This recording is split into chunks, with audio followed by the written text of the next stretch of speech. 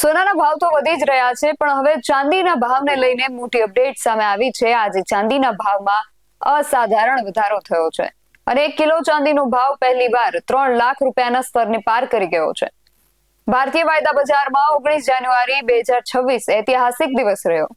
સોનામાં પણ ફેરફાર જોવા મળ્યો છે. વૈશ્વિક બજારોમાં મજબૂત સંકેતો અને રોકાણકારોની ભારે ખરીદીના કારણે આ તેજી જોવા મળી છે. સતત ઉછળી રહેલા ચાંદીના ભાવ વિશે વિગતે વાત કરીએ આ અહેવાલમાં. નમસ્કાર, BSI TV ન્યૂઝ પર આપની સાથે હું છું નિધિ ગઢવી. ચાંદીએ સર્વકાલીન સપાટીએ પહોંચીને સૌ કોઈને ચોંકાવી દીધા છે. અહેવાલો મુજબ સોના અને ચાંદીના ભાવમાં આ તેજીનું મુખ્ય કારણ વૈશ્વિક તણાવ છે.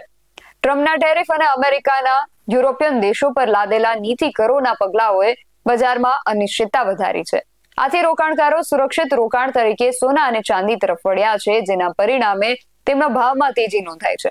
આ બદલાવ રોકાણકારો માટે એક મહત્વપૂર્ણ સંકેત છે કે સોના અને ચાંદી આજે બજારમાં માત્ર દૈનિક વપરાશ માટે નહીં, પરંતુ સુરક્ષિત રોકાણ માટે પણ એક મજબૂત વિકલ્પ બની ગયા છે. આજે ચાંદીનો ભાવ ઓલ ટાઈમ હાઈ પર પહોંચી ગયો છે. સિલ્વર MCX પર આજે ચાંદીના ભાવે તમામ રેકોર્ડ તોડી નાખ્યા છે અને 3,78,000 રૂપિયા પર ભાવ જે છે એ ટ્રેડ કરી રહ્યો છે. સોના ચાંદીના ભાવમાં વધારાનું એક મુખ્ય કારણ US સેક્શન 232 તપાસ છે.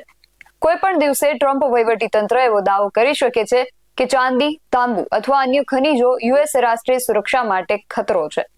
જો તમે છેલ્લા 9 મહિનામાં શેર કે જમીનને બદલે ચાંદીમાં રોકાણ કર્યું હોત તો આજે ઘણો લાભ થઈ શક્યો હોત.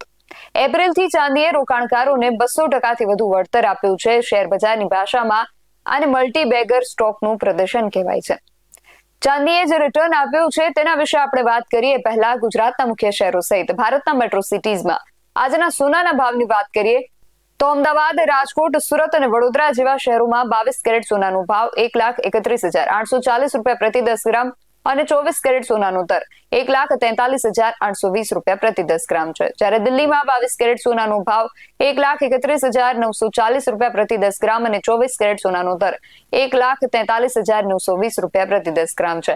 જ્યારે મુંબઈ અને કોલકાતામાં 22 કેરેટ સોનાનો ભાવ 1,31,790 રૂપિયા પ્રતિ 10 ગ્રામ અને 24 કેરેટ સોનાનો દર 1,43,770 રૂપિયા પ્રતિ 10 ગ્રામ છે.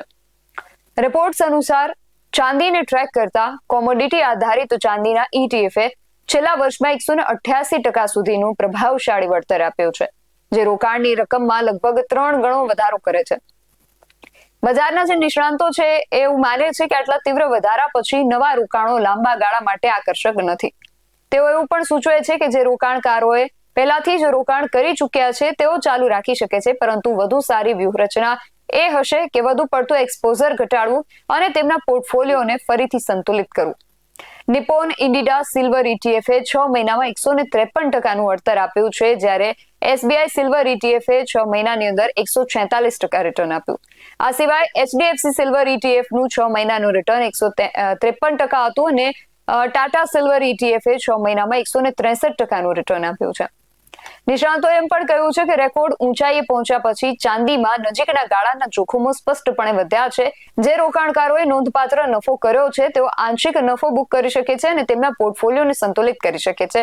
જોકે તેમણે ઉમેર્યું હતું કે પુરવઠાની મર્યાદાઓ અને મજબૂત ઔદ્યોગિક માંગના કારણે ચાંદી માટે લાંબા ગાળાના જે કેસ છે એ મજબૂત રહે છે.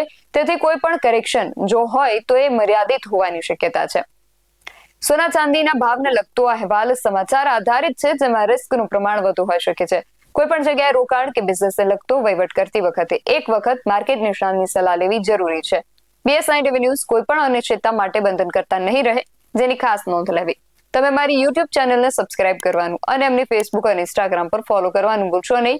બાકી નવી અપડેટ્સ માટે આપ જોતા રહો BSI TV ન્યૂઝ. નમસ્કાર.